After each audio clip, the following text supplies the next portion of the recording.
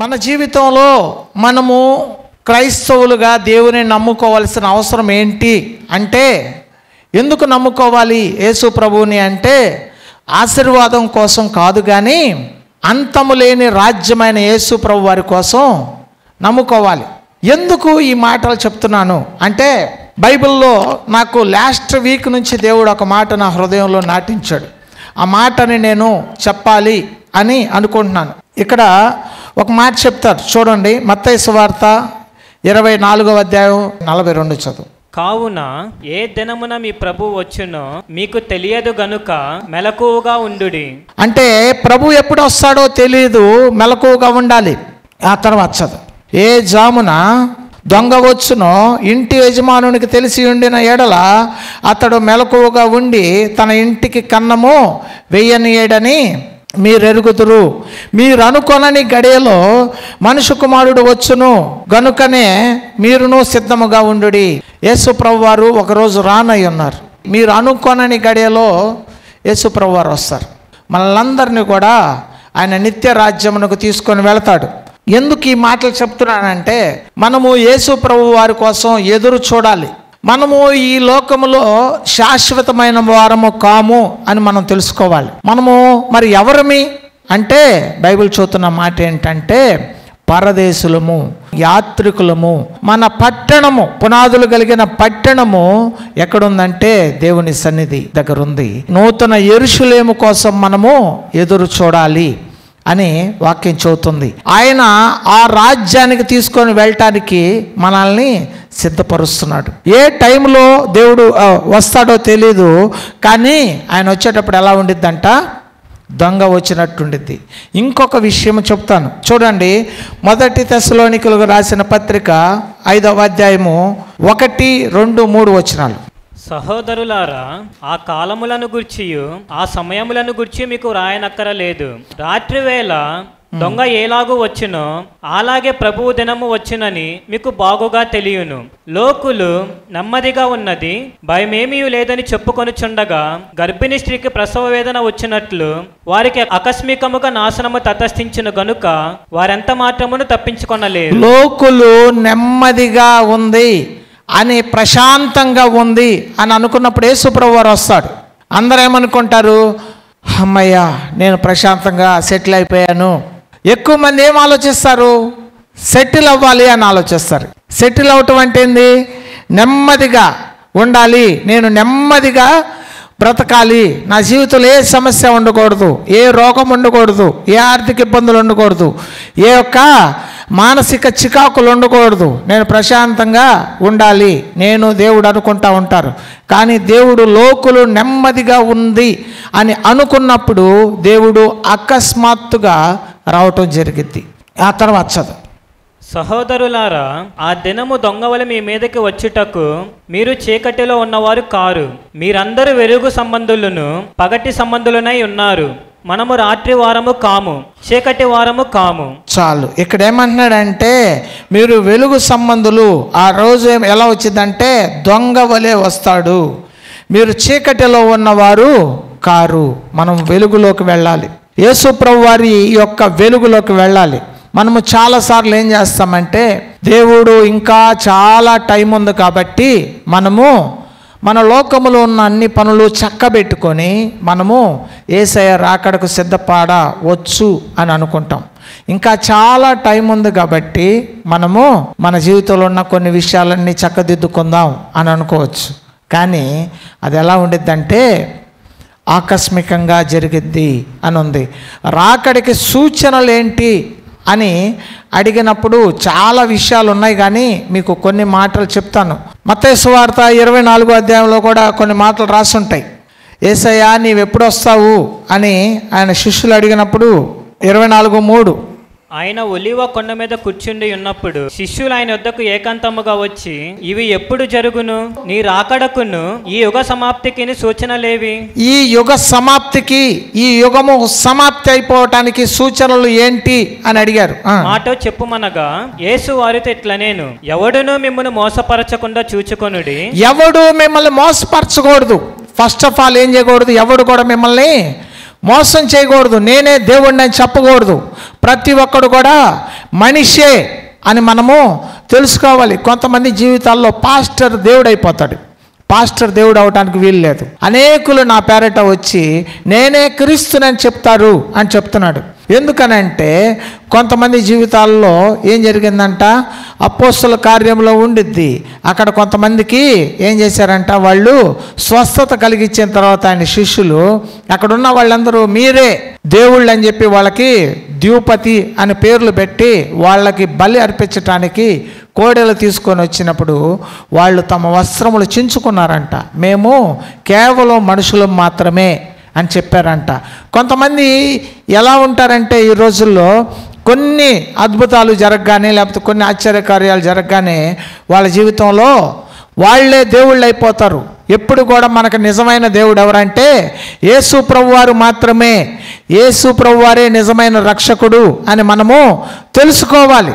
ఎందుకనంటే అనేకులు ఏమంటున్నాడు, నా పేరట వచ్చి మిమ్మల్ని మోసము చేస్తారు అంటున్నాడు. కాబట్టి మనము దొంగ వచ్చినట్లు ఆయన వస్తాడు కనుక మనము జాగ్రత్తగా ఉండాలి అంటున్నాడు. అక్కడక్కడ ఏమని ఉందంట, యుద్ధ సమాచారాల గురించి వింటారు అన్నాడు. యుద్ధముల గురించి మనం వింటా ఉంటున్నాం, అవునా కదా? మరి తర్వాత ఏం జరిగింది అంటే తర్వాత ఏం చెబుతున్నాడు చూడండి. 7వ వచనం, జనము మీదకి జనమును, రాజ్యము మీదకి రాజ్యమును లేచును. జనము మీదకి జనము. ఒకప్పుడు ఇండియా అంతా ఒకలాగా ఉండేది, కానీ ఇప్పుడు వాళ్ళు వేరు వీళ్ళు వేరు, వాళ్ళ తెగ వేరు వీళ్ళ తెగ వేరు. ఆఖరికి ఎంత దూరం వచ్చేసారంటే ఒకే దేశంలో ఉన్న వాళ్ళు, ఒకే పట్టణంలో ఉన్న వాళ్ళు కూడా వాళ్ళు వేరు మేము వేరు. ఒకే ఇంట్లో ఉన్న వాళ్ళు కూడా ఇద్దరు ఒకవైపు ఇద్దరు ఒక సైడు అలా తయారైపోయారు. ఏమన్నాడు, జనం మీదకి జనము, రాజ్యం మీదకి రాజ్యము లేచును అని చెప్తున్నాడు. తర్వాత అక్కడక్కడ కరువులను భూకంపములను కలుగును, ఇవన్నీ వేదనలకు ప్రారంభము. ఇది పాయింట్ అన్నమాట. అక్కడక్కడ కరువులు భూకంపాలు కలుగుతాయి, ఇవి వేదనలకు ప్రారంభం. మొన్న ఒంగోలులో భూకంపం వచ్చింది, ఎంతమందికి తెలుసా? భూకంపం వచ్చిందా అంటే ఏంది? ఇవన్నీ దేనికి ప్రారంభాలంట? వేదనలకు ప్రారంభాలు. యుద్ధ సమాచారాలు వినలేదా? వింటున్నారు. కరువులు రావట్లేదా? ఒకప్పుడు ఇంట్లో ఒక మనిషి వెళ్తే ఇల్లు మొత్తం పోషించబడేది, ఇంటి పెద్దగా ఉన్న వ్యక్తి వెళ్తే. ఇప్పుడు ఇల్లు మొత్తం పనికి వెళ్ళినా ఇల్లు జరగని పరిస్థితికి వచ్చేసారు కాదా? ఏమన్నాడు, ఇవన్నీ వేదనలకు ప్రారంభం అని దేవుడు ఆయన వాక్యం ద్వారా చెప్తున్నాడు. చాలామంది ఈ మాటలు నెగ్లెక్ట్ చేస్తారు. నెమ్మదిగా ఉంది కదా అని అనుకుంటారు. ఎందుకనంటే మీకు తెలియని ఒక విషయం చెప్తున్నాను చూడండి.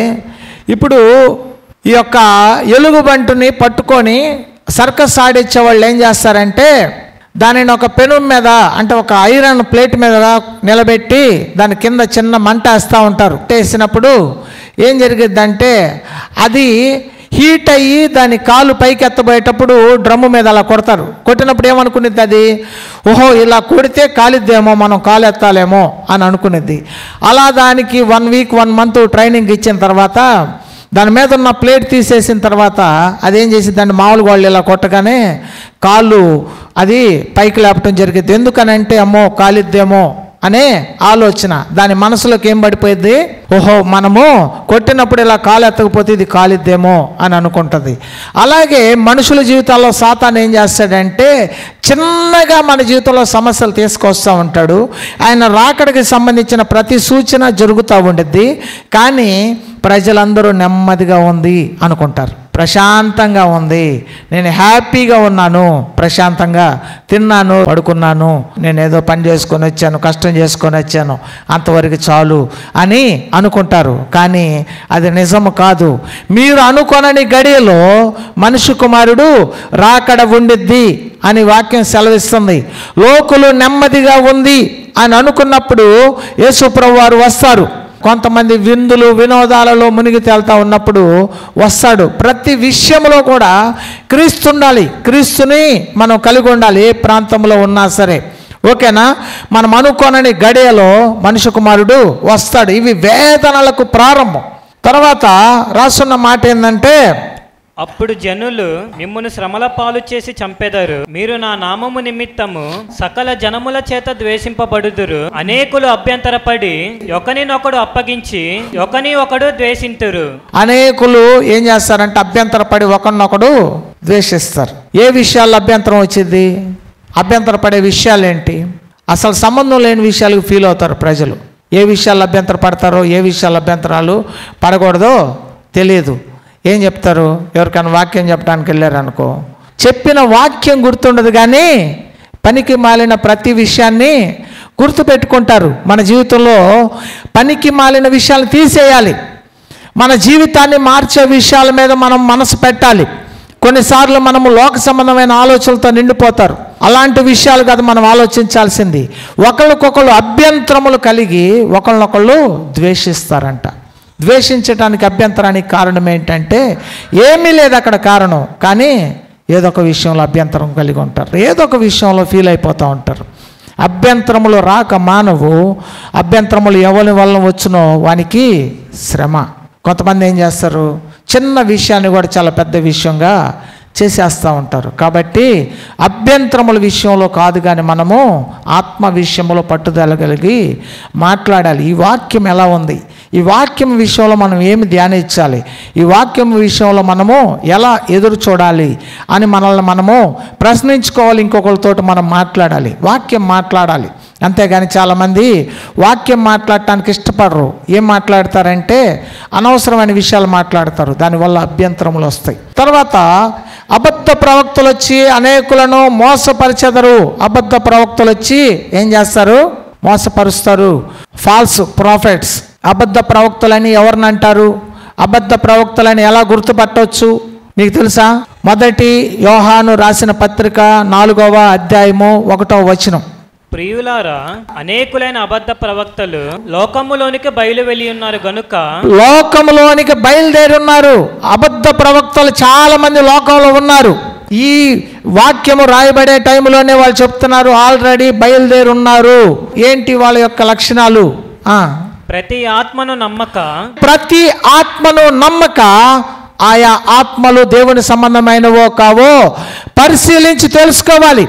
వాక్యము చదివి వాక్యములో అలాగుందో లేదో చూసుకొని అది దేవుని సంబంధమైన ఆత్మ లేకపోతే వేరొక ఆత్మ అని నీవు కనిపెట్టాలి. తర్వాత యేసుక్రీస్తు శరీరధారి అయి వచ్చేనని ఏ ఆత్మ ఒప్పుకొనునో అది దేవుని సంబంధమైనది. అది దేవుని సంబంధమైనది. యేసు ప్రభువును ఒప్పుకుంటారు. నిజమైన దేవుని బిడ్డలు ఎవరు కూడా యేసు ప్రభువు శరీరానుసారంగా భూమి మీదకి వచ్చాడు అని ఒప్పుకుంటారు. యేసు ప్రభు భూమి మీదకి వచ్చాడని, మన కొరకు ఆయన చనిపోయాడని, 3వ దినమున తిరిగి లేచాడని వారు ఒప్పుకుంటారు. కొంతమంది అయితే ఏం చేస్తారంటే ఒప్పుకోరు. కొంతమంది మేము యేసు ప్రభువే నిజమైన దేవుడు అని ఒప్పుకుంటారు, కానీ వాళ్ళ హృదయంలో నిజంగా ఒప్పుకోరు. ఏమంటున్నాడంటే శరీరధారి అయి క్రీస్తు వచ్చనని ఏ ఆత్మ ఒప్పుకొనిద్దో అది దేవుని సంబంధమైంది. యేసయ్యను ఒప్పుకుంటేనే ఆత్మ నిజమైన ప్రవక్త కాదని మనం గ్రహించాలి. అయితే తర్వాత ఏం జరిగిద్దంటే చాలా రకాలైన మోసాలు జరుగుతూ ఉంటాయి. ఎలా జరుగుతాయి? మత్తయి సువార్త 24:25. ఇదిగో ముందుగా నేను మీతో చెప్పి ఉన్నాను కాబట్టి ఎవరైనాను ఇదిగో అరణ్యములో ఉన్నాడని మీతో చెప్పినను వెళ్ళకుడి, ఇదిగో లోపలి గదిలో ఉన్నాడని చెప్పినను నమ్మకుడి. యేసు ప్రభు రాకడ ఎలా ఉండిద్దంటే కొంతమంది అరణ్యంలో ఉన్నాడు రండి నేను చూశాను అక్కడ తీసుకెళ్తానని ఎవరన్నా మీతో చెప్తే నమ్మొద్దు అని చెప్తున్నాడు. నేను లోపల గదిలో ఉన్నాడు యేసయ్య రండి నేను మిమ్మల్ని పరిచయం చేస్తానని చెప్తే నమ్మొద్దు. ఆ రోజులు రాబోతున్నాయి. కానీ ఏమంటున్నాడంటే తూర్పు నుంచి పరమటికు మెరుపు ఎలాగో పుట్టునో అలాగో మనుషు కుమారుని రాకడా ఉండును. మెరుపు ఎలా పుట్టిద్ది చూసారా? మెరుపుని ఒక్కసారిగా అలా వెళ్ళిద్ది, అంతసేపు మాత్రమే ఉండిద్ది దేవుని రాకడ. రెప్పపాటున అలా కళ్ళు రెప్ప కొట్టిన వెంటనే క్రీస్తు యొక్క రాకడ ఉండిద్ది అని మనము తెలుసుకోవాలి. చాలా విషయాల్లో మనం ఏం చేస్తామంటే అనేక రకాలైన విషయాల్లో మనము తొలగిపోతూ ఉంటాం. కానీ వాక్యం ఏం చెబుతుందంటే అబద్ధ ప్రవక్తలు, అబద్ధ యొక్క క్రీస్తులు వస్తారు. మీరు మోసపోకూడదు. శక్యమైతే అద్భుతాలు, సూచక్రియలు కూడా చేస్తారు, కానీ మీరు నమ్మకూడదు. ఎందుకనంటే నిజమైన దేవుడు ఒక్కరే, ఆయనే ప్రభువైన యేసు క్రీస్తు. నీవును నీ ఇంటి వారును ఏమంటున్నాడు? ప్రభువైన యేసు క్రీస్తు యందు విశ్వాసం ఉంచుము, అప్పుడు నీవు నీ ఇంటి వారు రక్షించబడతారు. యేసు ప్రభు యందు మన ఇల్లు మొత్తము విశ్వాసం ఉంచాలి. అయితే ఇది చెప్తుంటే చాలామందికి నచ్చదు. రాకడ గురించిన విషయాలు చెప్తుంటే చాలామందికి నచ్చదు. కానీ ఇక్కడ ఏమంటున్నాడంటే యేసయ్య వచ్చేటప్పుడు ఏం జరిగిందంట? శ్రమలు, తెగుళ్ళు వస్తాయి అని వాక్యం సెలవిస్తుంది. తెగుళ్ళు అంటే ఏంది?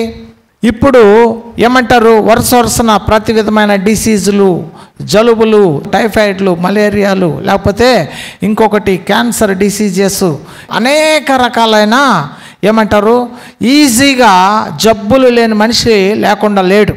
ఓకేనా? ఏదో ఒక బలహీనత చేత నింపబడి ఉన్నాడు.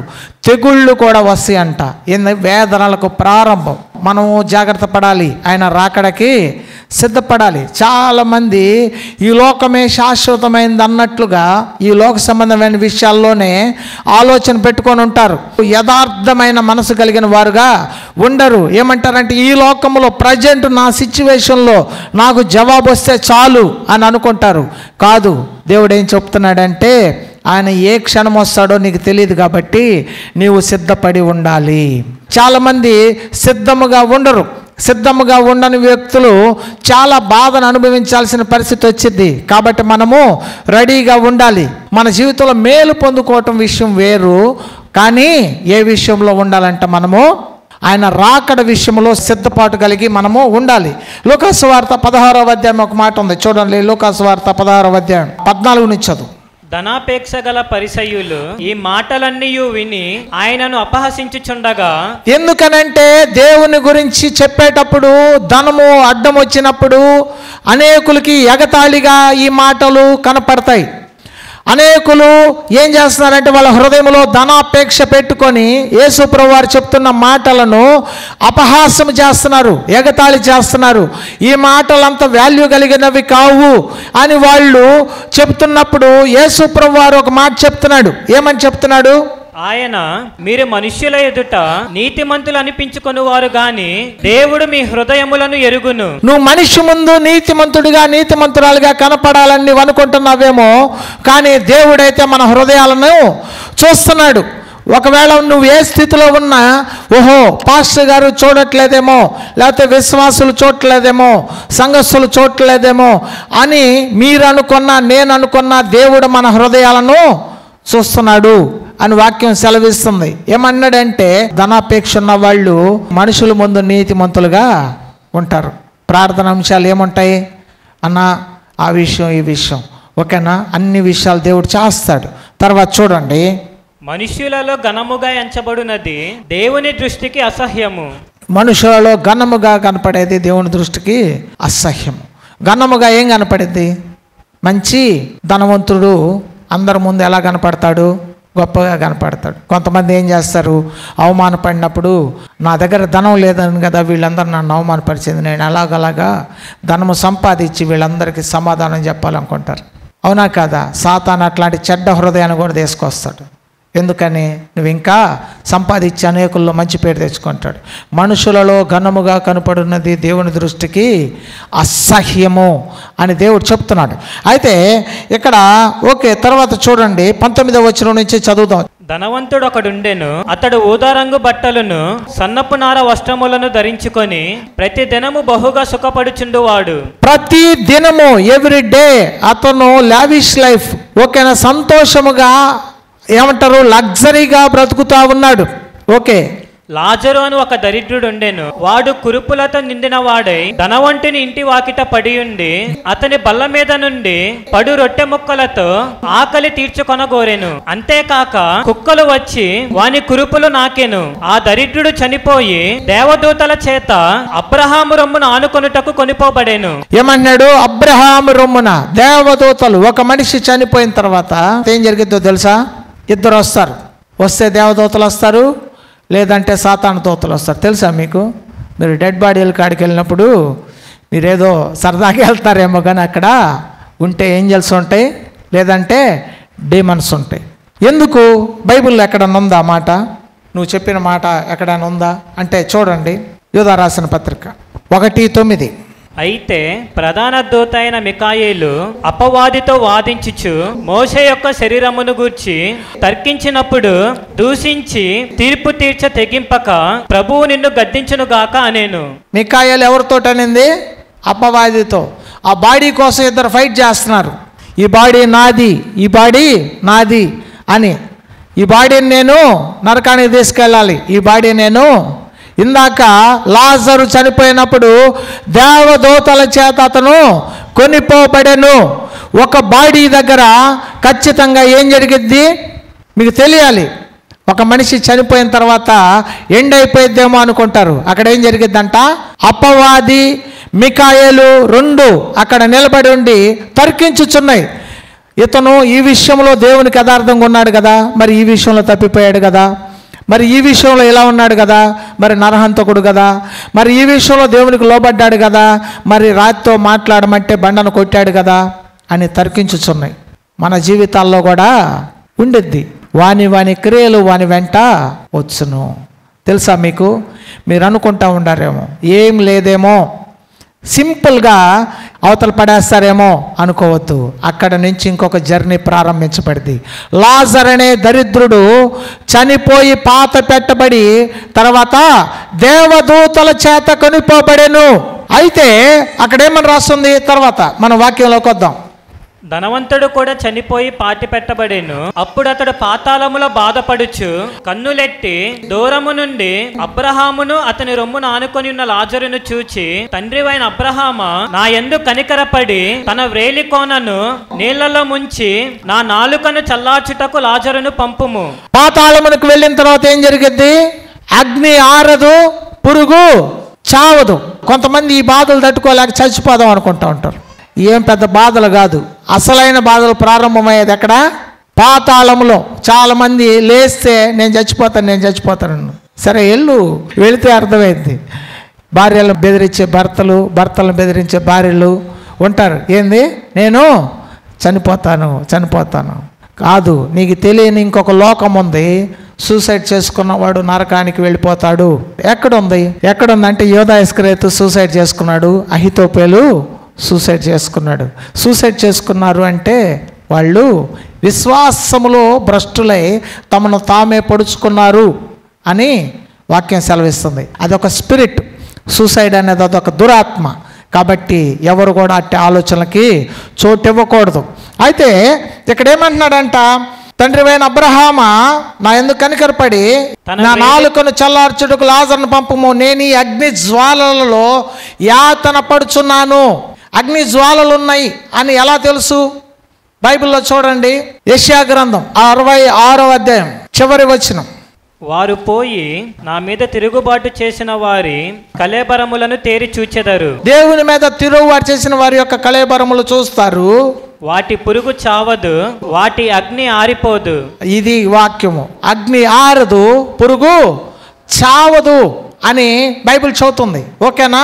ఎందుకనంటే అక్కడ మంటలలో కాలిపోతున్న ధనవంతుడు కేకలేస్తున్నాడు, తండ్రివైన అబ్రహామా కొంచెము నీళ్లు పంపించు అని అన్నప్పుడు అతను ఏమంటున్నాడంటే, చూడండి, అబ్రహాము కుమారుడా, నీవు నీ జీవిత కాలమందు నీకిష్టమైనట్టు సుఖము అనుభవించితివి. నీకు ఇష్టము అయినట్టుగా, నీకు ఏది ఇష్టమైతే, నీకు ఏది నచ్చితే నీ ఇష్టానుసారముగా నువ్వు జీవించావు అని అబ్రహాం అతనితో అన్నాడు. నీకు ఇష్టం వచ్చినట్టుగా జీవించావు అని దాని అర్థం.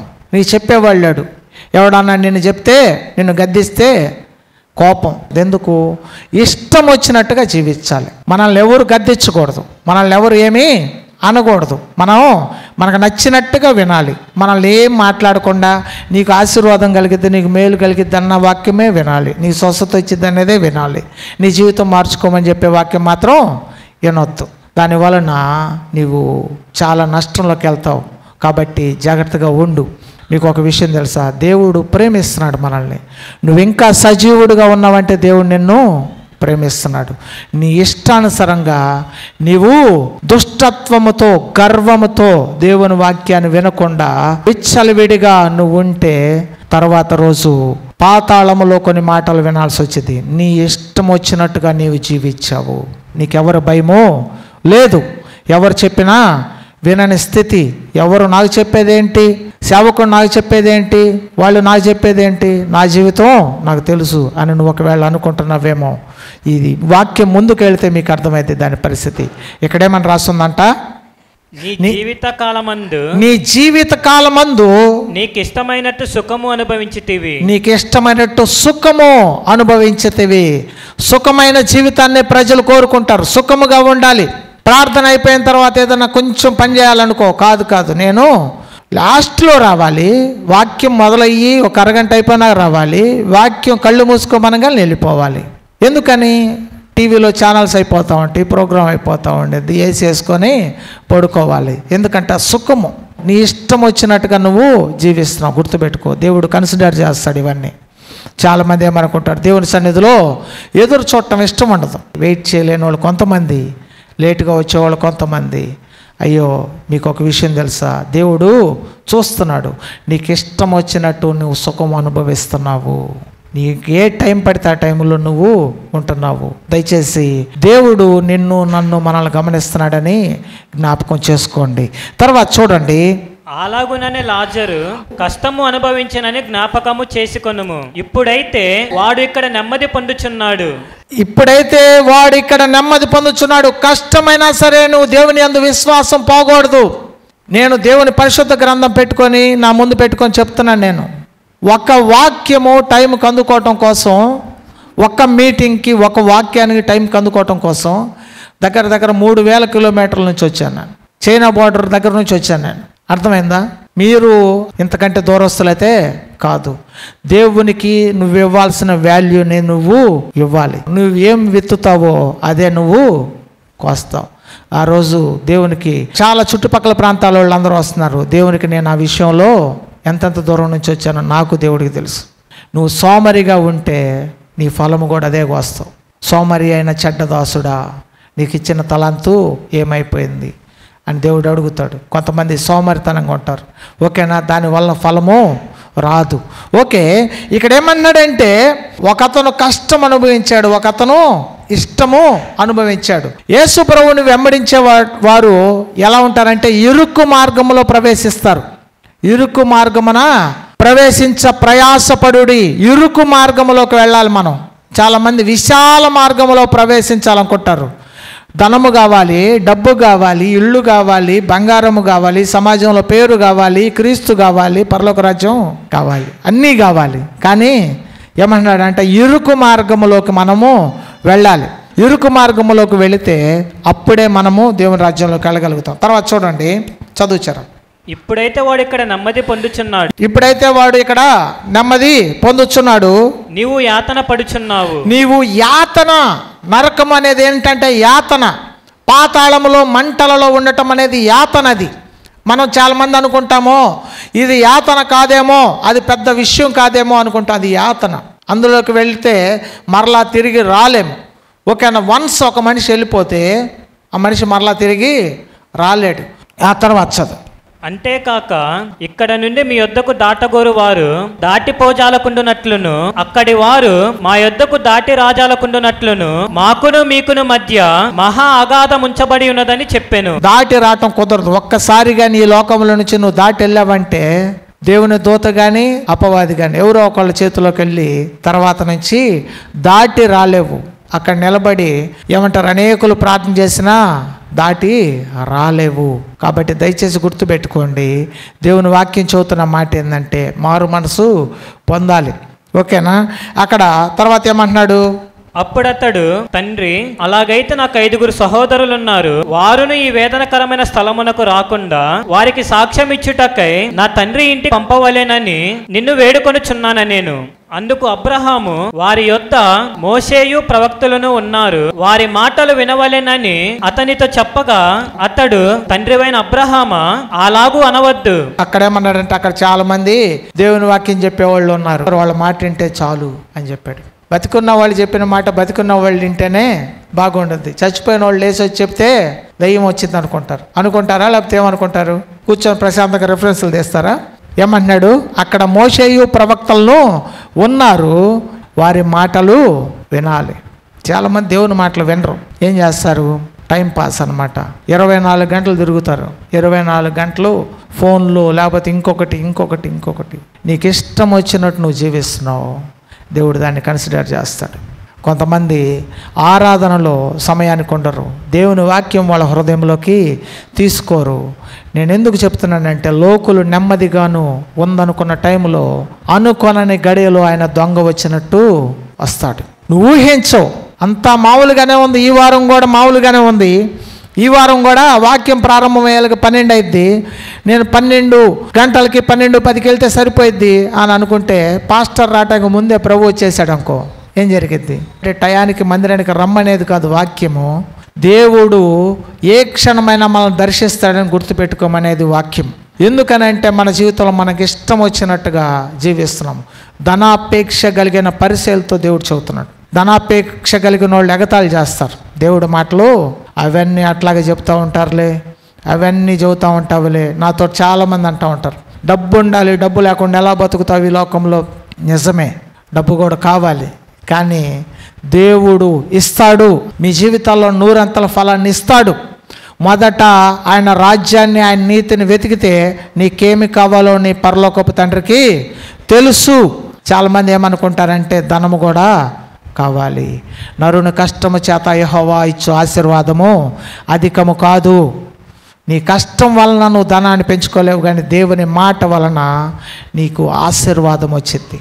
మీరు ఊహించిన అద్భుతాలు దేవుడు మీ జీవితంలో చేస్తాడు. కానీ ఒకటి గుర్తుపెట్టుకో, అక్కడ అంటున్నాడు, ఏడుస్తున్నాడు, అయ్యా నాకు ఇంకా 5 సహోదరులు ఉన్నారు, వాళ్ళు కూడా ఇక్కడికి వచ్చేస్తారయ్యా అంటే, అతను అంటున్నాడు, అక్కడ ఉన్న వాళ్ళు చెప్పిన మాట వింటే చాలు. తర్వాత అతడు, తండ్రివైన అబ్రహామా, అలాగూ అనవద్దు, మృతులలో నుండి ఒకడు వారి యొద్దకు వెళ్ళిన ఎడల వారు మారు మనసు పొందుదురని చెప్పెను. అందుకతడు, మోషేయు ప్రవక్తలను చెప్పిన మాటలు వారు వినని ఎడల మృతులలో నుండి ఒకడు లేచిన వారు నమ్మరని అతనితో చెప్పాను. నేను చనిపోయిన వాళ్ళు లేస్తే నమ్ముతారు, బతికున్న వాళ్ళు చెప్తే నమ్మరంటే, చనిపోయిన వాళ్ళు లేచినా నమ్మరు, నమ్మేవాడు ఎలాగైనా నమ్ముతాడు, నమ్మనివాడు ఎలా కూడా నమ్మడు అని చెప్పాడు. ఎందుకు ఈ వాక్యం చదువుతున్నానంటే, దేవుడు సిద్ధపాటు అనే అంశము నా హృదయంలో పెట్టాడు. మన జీవితంలో మారు మనసు పొందాలి, సిద్ధపాటు కలిగి ఉండాలి. అపోస్తుల కార్యం చూడండి 8:22. కాబట్టి ఈ నీ చెడుతనము మానుకొని మారు మనసు నుండి ప్రభువును వేడుకొనుము, ఒకవేళ నీ హృదయ ఆలోచన క్షమింపబడవచ్చును. నీ చెడుతనం మానుకొని మారు మనసు పొందు. ఏ క్షణమైనా మనం యేసే దగ్గరికి వెళ్ళిపోవచ్చు, కానీ మనం ఏం చేయాలంట, మన చెడుతనం మానుకోవాలి. మన హృదయమో ఆలోచనలు క్షమించబడతాయేమో, దేవుని దగ్గర మనము క్షమాపణ అడగాలి. మారు మనసు పొందుము, ప్రభువును కూడా వేడుకోవాలి. మారు మనసు పొందాలి. రెండోది ఏంది, ప్రభువుని వేడుకోవాలయ్యా, ఈ విషయంలో నన్ను క్షమించయ్యా అని అడగాలి. చెడుతనాన్ని కూడా మానుకోవాలి, తర్వాత నీవు క్షమించబడవచ్చు. కాబట్టి ఆ విషయాలు మనం జ్ఞాపకం చేసుకోవాలి. హెబ్రీయులకు రాసిన పత్రిక 10వ అధ్యాయం 24వ వచనం. కొందరు మానుకొనుచున్నట్టుగా సమాజముగా కూడుట మానక ఒకనినొకడు హెచ్చరించుచు ఆ దినము సమీపించుట మీరు చూచిన కొలది మరి ఎక్కువగా అలాగు చేయుచు ప్రేమ చూపుటకును సత్కార్యములు చేయుటకును ఒకరినొకడు పురికొల్పవలెనని ఆలోచింతము. సమాజముగా కొంతమంది మానేస్తారు. ఎందుకు? యేసు ప్రభువా మాకెందుకు తెలియదు, తెలుసు కదా. వాక్యం మొదలు పెట్టగానే ఆ వాక్యమా నాకెందుకు తెలియదు, లాజరు ధనవంతుడు కదా, నాకు తెలుసులే అనుకుంటారు. అంత్య దినాల్లో ఏం జరిగిద్దంట, సమాజంగా కూడుకోవటం మానేస్తారు. ఒకప్పుడు ఎవరైనా కొత్తగా ఒక పాస్టర్ వచ్చి వాక్యం చదువుతున్నాడంటే, మీకు తెలుసు కదా, మన చిన్నప్పుడు వేల మంది వెళ్ళేవాళ్ళు వాక్యం వినటానికి. ఇప్పుడు ఎవరైనా వెళ్తున్నారా? ఎందుకని? ఎక్కువైపోయింది భక్తి. ఏమైపోయింది? ఎక్కువైపోయింది. సమాజముగా కూడుట మానుకుంటున్నారు. అలాగూ చేయొద్దు అంటున్నాడు. అంత్య దినాల్లో దేవుని మందిరంలో సమాజముగా కూడుకోవటం మానేస్తారు. దానివల్ల చాలా నష్టాలు ఎదుర్కొంటాం. అలాంటి నష్టము ఇక్కడున్న సంఘము, సంఘ బిడ్డలు, వారి కుటుంబాలు, సేవకుడు కుటుంబాల్లో జరగకుండా ఉండునుగాక. కాబట్టి ప్రతి ఒక్కళ్ళు మనం లేచి ప్రార్థన చేసుకుందాం. దేవా, నా జీవితంలో నేను నా చెడుతనాన్ని మానుకుంటాను, మారు మనసు పొందుతాను, నాకు క్షమాపణ దయచేయి అని మనం ప్రార్థన చేసుకున్నప్పుడు దేవుని రాకడలో మనము నిలబడగలుగుతాము. Thank you. God bless you.